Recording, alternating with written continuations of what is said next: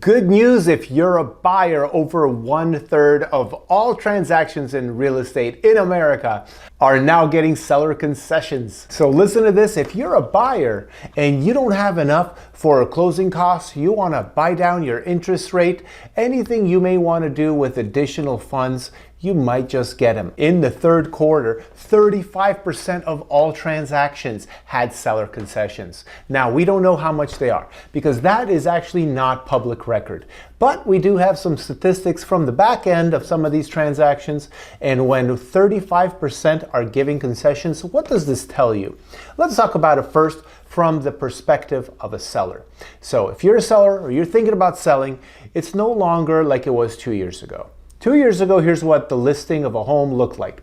You list it, you get multiple offers on the weekend, and you have a cash buyer with no inspection period, with no concessions, closing really quickly, and you had all of that done in like 4 days. From list to contract. What does it look like right now?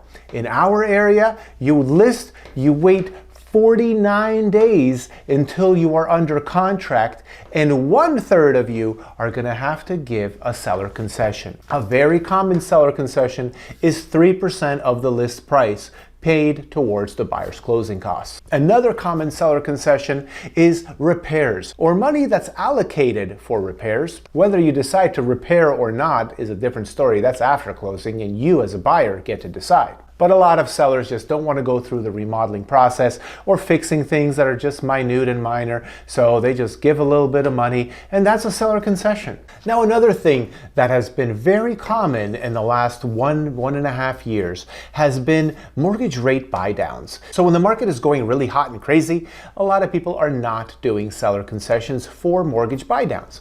But right now we are seeing a lot of it, mostly because interest rates have hit 8%, and they seem to keep going up and up.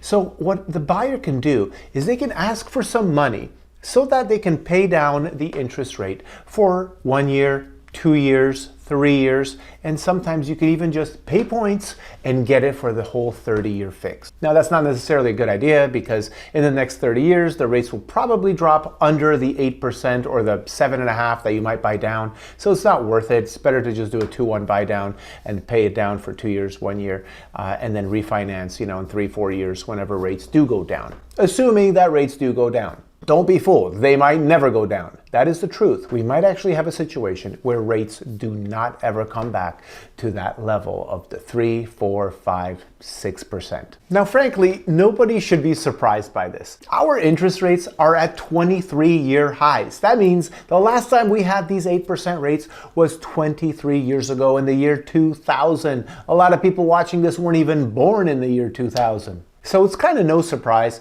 that the sellers out there are being motivated to give seller concessions because there's not many buyers out there. For the last 23 years, we've had better interest rates, and a lot of people are just not willing to go and pay that 8% interest rate. But if you incentivize them, which is what sellers are doing, with some seller concessions, boom, you might just get a buyer. And the thing is that a lot of listing agents do get the seller to agree to some sort of concessions even before you go under contract. So I have seen listings where in the agent remarks or in the main description, it says something along the lines of seller is willing to offer a concession of $5,000 towards repairs or $10,000 towards a mortgage rate buy down, whatever it is.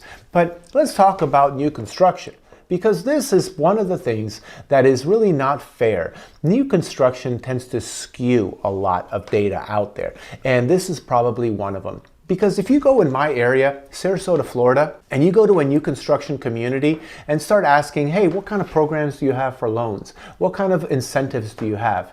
They have so many incentives. They literally will buy down your rate, throw in like an upgraded tile, and let you get a better interest rate because new construction lenders have more power and they are competing against the resellers. So they just want to get all the business, and right now in America they're getting over 33% of all sales. Doesn't surprise me, especially with insurance rates going through the roof, especially in Florida.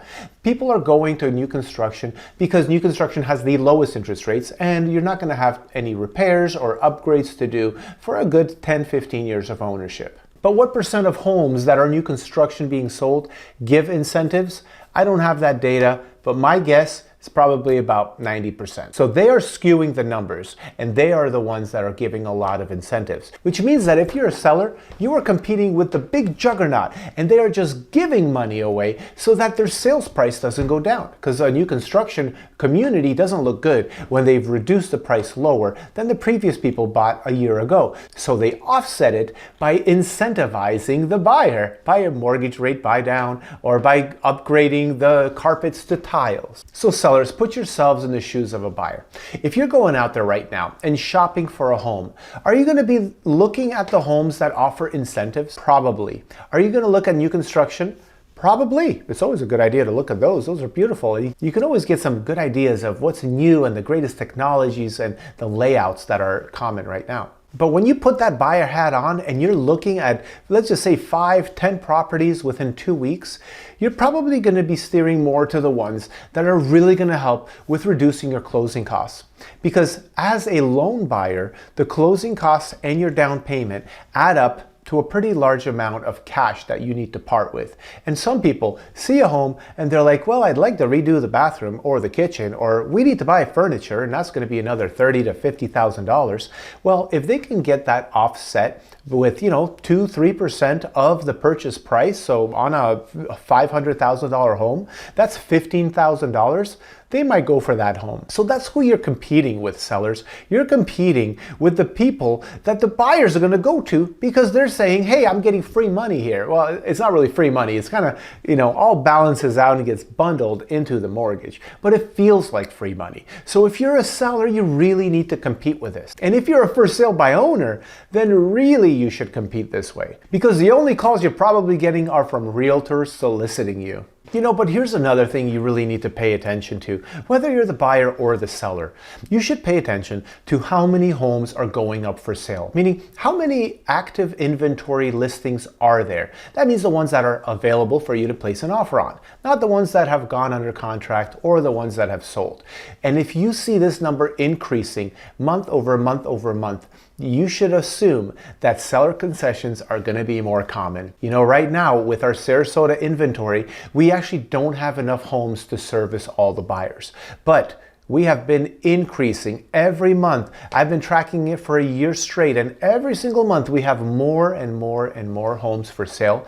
And some of these sellers, instead of reducing prices, are giving concessions. So as you see this coming up, if you're a buyer and you see more and more homes being available for sale, then you should start getting used to and comfortable with asking for this concession.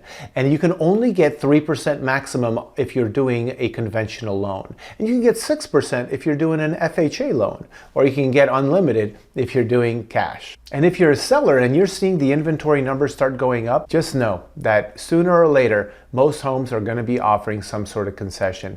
And when I say most, I do mean more than 50%. Right now, we're at 35%, and that number is increasing. Now, this study that I'm referencing was actually a national study. However, when you look at Tampa, Florida, which is just 1 hour north of me, in 2022, third quarter, they had 19.7% of all sales had seller concessions. Third quarter 2023, that jumped to 43.1%. That is a huge increase, which is giving me an indicator. That indicator is screaming, buy my house, I need to sell. And their inventory is rising.